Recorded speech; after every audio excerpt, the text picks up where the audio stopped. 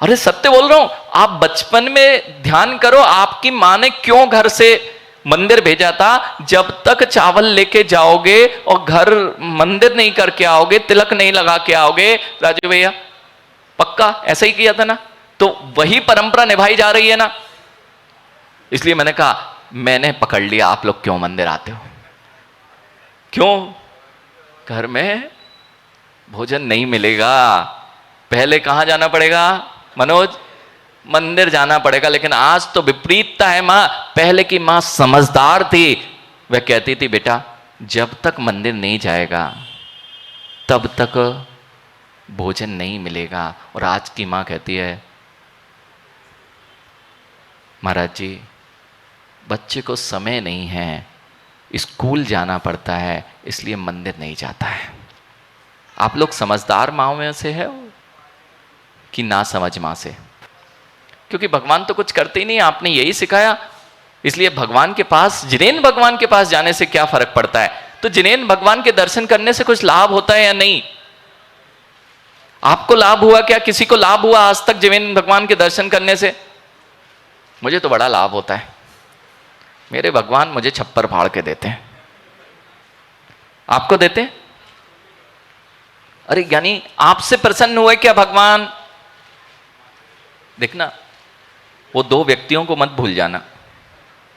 दो व्यक्ति थे, वो दो व्यक्ति जो थे ना, वे आपस में चर्चा, आप लोगों की भी मित्रों के साथ चर्चा हो ही जाती है कि मेरा बड़ा श्रद्धान है, और वह कहता है मेरा भी श्रद्धान है, लेकिन जैसा तेरा श्रद्धान है वैसा मेरा श्रद्धान नहीं है। अब दो दोस्तों में से आप कौन से वाले हो, ये विचार कर लेना। एक मित्र ने कहा जो कुछ करते मेरे भगवान करते हैं, और मेरा बड़ा श्रद्धान है, जब भी होता है मेरे साथ वह सब कुछ मेरे भगवान, मेरा सब कुछ अच्छा करने वाले होते हैं। जब भी मेरे साथ होता है अच्छा, वह भगवान की देन होता है, भगवान के कारण होता है। बहुत अच्छी बात है। यह चर्चा हो गई। उसने कहा नहीं, आपका यह श्रद्धान अभी ठीक नहीं है कि भगवान सब करते हैं। अगर भगवान सब करते हैं तो तुम्हारे साथ ही क्यों करते हैं, मेरे साथ क्यों नहीं करते हैं? कोई बात नहीं, लंबी चर्चा खिंच गई, लेकिन अंत यही हुआ कि कोई निष्कर्ष नहीं निकला। कुछ दिनों में यह हुआ कि एक मित्र दूसरे मित्र से मिला ही नहीं। कुछ दिनों बाद वह मित्र दिखाई दिया, तो उसने पूछा अरे ज्ञानी तुम इतने दिनों से दिखाई नहीं दिए, क्या इतना बुरा मान गए थे क्या? नहीं नहीं, मैं बुरा नहीं माना था, मेरा स्वास्थ्य बहुत खराब हो गया था, इसलिए मैं नहीं आ पाया। तो स्वास्थ्य खराब हो गया था, आप नहीं आ पाए, अब स्वास्थ्य ठीक है? हाँ हाँ, मेरे भगवान ने मेरा स्वास्थ्य ठीक कर दिया। मेरे भगवान ने मेरा स्वास्थ्य ठीक कर दिया। मैंने बहुत जाप किया, बहुत मंत्र जपा, मेरा काम बन गया और मैं स्वस्थ हो गया। अब तो तुम्हें मानना पड़ेगा कि मेरे भगवान बहुत कुछ करते हैं। अच्छा, भगवान ही सब कुछ करते ना? हाँ, मेरे भगवान सब कुछ करते हैं, उन्हीं का हाथ होता है।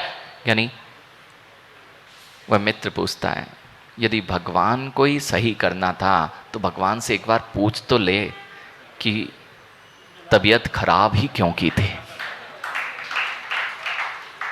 अरे तबीयत खराब क्यों की थी? यदि सुधारनी थी तो खराब ही नहीं करनी थी, क्योंकि भगवान ही सब कर रहे थे। और आप भी बड़ा दोष देते हैं। आप देख लेना, ये बच्चे भविष्य को नहीं मानते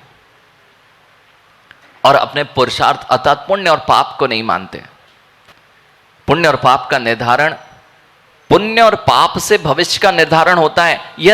यह बात भी वे नहीं जानते और यह बात वे मानते भी नहीं है। और जब जब आप कुछ करने कहो धर्म की बात, तो वे नियम से यह कह देते हैं कि इससे क्या होता है, मैं जो कुछ करूंगा। जितने बड़े लोग बन रहे, जितने अमीर हैं, बताओ आप भगवान की कृपा से बने अमीर कि अपनी मेहनत से? बताइए बताइए, मेहनत से कृपा से बने हो कि पुण्य से बने हो? ऐसे काम नहीं चलेगा। जो लोग, जिन लोगों के अभी सिद्धांतों में गड़बड़ है ना, वो धीरे से सबकी आवाज में अपनी आवाज दबा देते हैं। बिल्कुल धीरे से नीचे देख लेंगे, इधर मैं सबको पकड़ता हूं कि कौन किस मान्यता का बैठा हुआ है। बिल्कुल आपके चेहरे से समझ में आ जाता है कि ये गड़बड़ चल रही है यहां पर। और कोई बात नहीं, डॉक्टर तो यही करता है ना, उसको तो पकड़ना ही होता है कि गड़बड़ कहां है। अब मैंने आपकी नस थोड़ी सी पकड़ ली। एक तो ये नस पकड़ी कि आपने जो जो धर्म किया वह रूढ़ी से किया, जो जो आप अभी तक करते आए हैं वह मात्र परंपरा से करते आए हैं। मां ऐसा तो नहीं है ना, मंदिर जाने की परंपरा जिन कुलों में है इसलिए आप मंदिर आते हो। सबका मौन कुछ बोल रहा है। आपने कभी विचार किया हम मंदिर क्यों आते हैं? क्या भगवान को खुश करने के लिए आते हैं, या भविष्य के लिए कुछ अच्छा हो जाएगा इसलिए आते हैं? आखिर भगवान के चरणों में क्यों आते हो? निर्धारित कीजिए। क्या वे कुछ करते हैं कि बिल्कुल नहीं करते? बड़ी समस्या हो गई, बड़ी समस्या हो गई है। करते भी करते बोलेंगे तो महाराज जी कह रहे हैं कि गड़बड़ करेंगे तो वो करेंगे, और अगर नहीं बोलेंगे तो आ क्यों रहे हो? तो फिर कहेंगे परंपरा से आ रहे हैं, रूढ़ी से आ रहे हैं। तो परंपरा निभाना मां अच्छे से जानते हो आप सब लोग बड़ी अच्छी परंपरा निभाते हैं। कई परंपराएं तो ऐसी ऐसी निभा रहे हो जो बिल्कुल विपरीत हैं। अच्छा, आप लोग विपरीत परंपरा वाले तो नहीं हो? अच्छा, कितने लोग सम्यक दृष्टि हैं?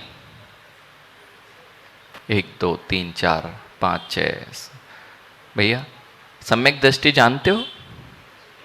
नहीं जानते, वो भी नहीं जानते। मैंने कहा ना, आप जिन दर्शन का पालन करते आ रहे हो लेकिन आज तक तुम्हें पता नहीं कि तुम सम्यक दृष्टि हो कि नहीं, और सम्यक दर्शन होता क्या है। सम्यक दृष्टि हो, क्यों नहीं हो? क्योंकि रूढ़ी का पालन करना पड़ता है, परंपराओं का पालन करना पड़ता है, हमारे घर की जो परंपराएं चली आ रही हैं उनका पालन करना पड़ता है। ज्ञानियों, एक बात विचार कर लेना मुकेश भैया, जीव के परिणामों की दशा ऐसी है कि वह डरा सहमा रहता है और वह सब कुछ निर्वाहित करता रहता है जो उसके घर में चला आ रहा होता है परंपरा से। आपने भी ऐसी कई परंपराओं का निर्वहन किया। एक दिन की बात है, सबसे ज्यादा जिम्मेदारी, दीपू, सबसे ज्यादा जिम्मेदारी परंपराओं को निभाने की यदि किसी के सिर पर है तो मां के सिर पर। सत्य ना? अरे आप ही लोग, घर की परंपरा को कौन आगे बढ़ाता है? बच्चों को गलत स्थान पर भी ले जाने में सबसे बड़ा हाथ किसका होता है? क्यों? संस्कार। अगर मां नहीं चाहे कि जो बेटा या बेटी है वह गलत स्थान पर हो तो मां समझा सकती है, लेकिन मां ही नहीं जानती है सही स्थान कौन सा है तो बेचारे बच्चों को क्या समझाए। यह बड़ी समस्या है। इसलिए सबसे पहले हम क्यों नहीं समझते हैं कि गड़बड़ कहां है। परंपराओं का राग हमें रूढ़ी से जो मिला हुआ है उसको निर्वहन करना जरूरी है ना। अगर नहीं करोगे तो गड़बड़ हो जाएगी ना।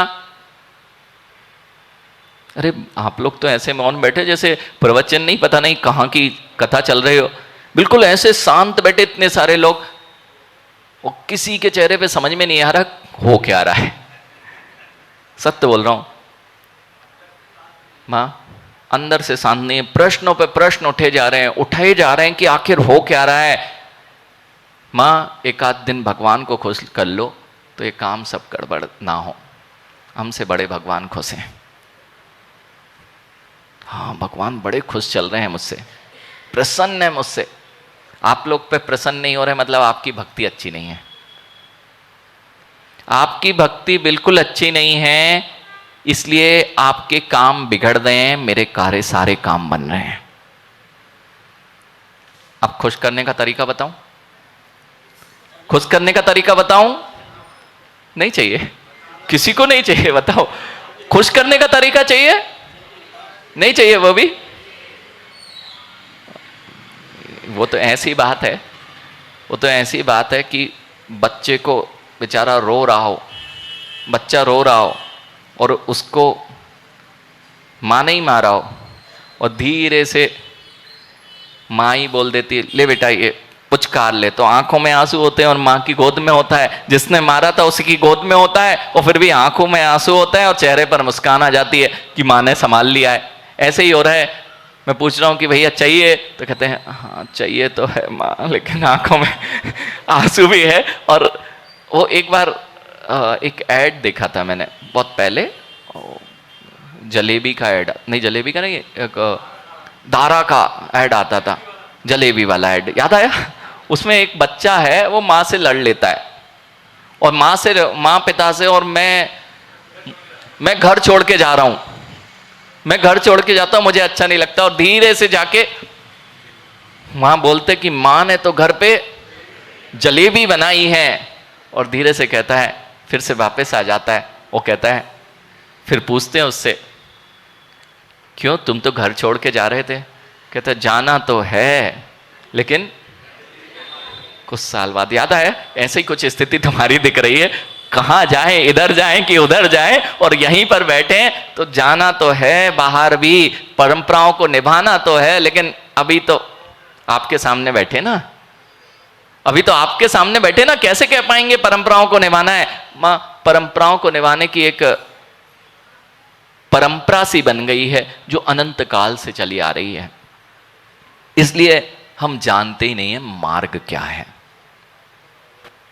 किस पथ पर चलें कि गंतव्य तक पहुंचे। ना तो गंतव्य का पता है और ना हम किस पथ पर चल रहे हैं ये पता है। आप लोग कहां जाने वाले हो? अरे भविष्य में निर्धारित तो होगा, घर नहीं, ये तो घर तो आज की बात है। आप कहोगे महाराज जी अभी छोड़ो तो हम घर जाएंगे, वो कहेंगे हमें दुकान जाना है, समय हो रहा है। वैसे ही आज जल्दी समय हो गया, मैंने तो अभी भूमिका ही बना रहा था कि इस समय का समय हो चुका है। लेकिन आप समझ लें, परंपराओं को निभाते हुए परंपरा बन चुकी है, ये परंपरा तोड़ने का समय कब है? आज तोड़े, लेकिन बहुत दर्द होगा, चिंता नहीं करना। अरे हड्डी टूटती ना, हड्डी गलत जुड़ी हुई हड्डी को तोड़ा जाता है। हड्डी टूट जाए, आप कोई बात नहीं प्लास्टर लगवा लेते हो, और हड्डी गलत जुड़ जाए तो और तकलीफदायी होती है। आप सबकी हड्डियां अच्छी जुड़ी हुई हैं,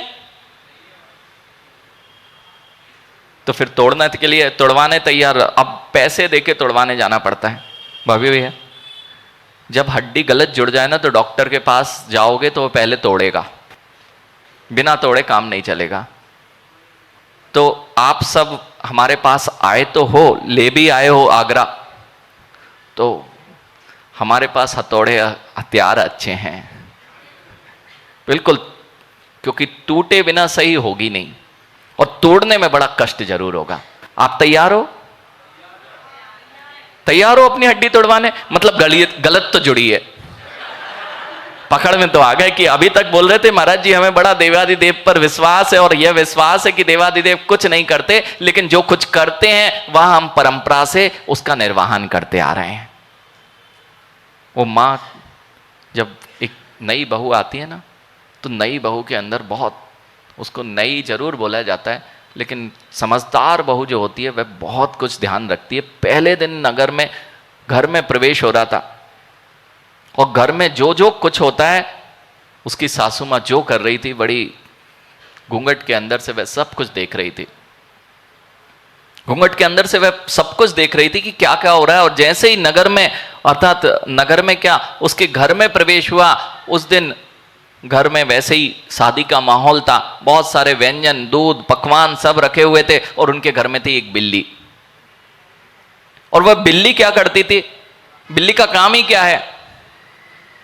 जब ऐसा कुछ माला माल मिल जाए तो बिल्ली मुख मारेगी। अब ये माँ ने समझा कि अब तो बड़ा गड़बड़ हो गया, इतना है और कौन ध्यान रखेगा, इधर उधर हुए कि, और बिल्ली ने मुंह मारा। तो माँ ने क्या किया, जैसे ही बहू का प्रवेश हो रहा था वहीं सामने बिल्ली दिख गई, और हाथ में थी टुकनिया, और टुकनिया को बिल्ली के ऊपर रख दिया। क्यों? बिल्ली परेशान ना करे, अब शांति से बैठी रहे। समय बीत गया, निकल गया समय, कुछ साल बीत गए। अब जो बहू थी उसके सासू माँ बनने के दिन आ गए। हाँ, आप लोगों के अधिकार क्षेत्र छीनते रहते हैं। पहले दूसरे के घर पर आपने कब्जा किया था, अब आपके घर पर दूसरा आया, उसने कब्जा कर लिया। आप लोगों ने तो नहीं किया ना ऐसा? आप किसके घर में कब्जा किए बैठे हो? अपने अपने घर पे ना। अच्छा, सब लोग यहां जो मां हैं वे सब अपने अपने घरों में रहते हो ना? पक्की बात है। आगरा में ही जन्मे हो आप सब? जिस घर में रह रहे हो उसी में जन्मे हो? तो दूसरे के घर में आए कि नहीं? तो कब्जा किसके घर में है? बताओ, किसके घर में रहते हो? अभी किसके घर जाओगे वापस?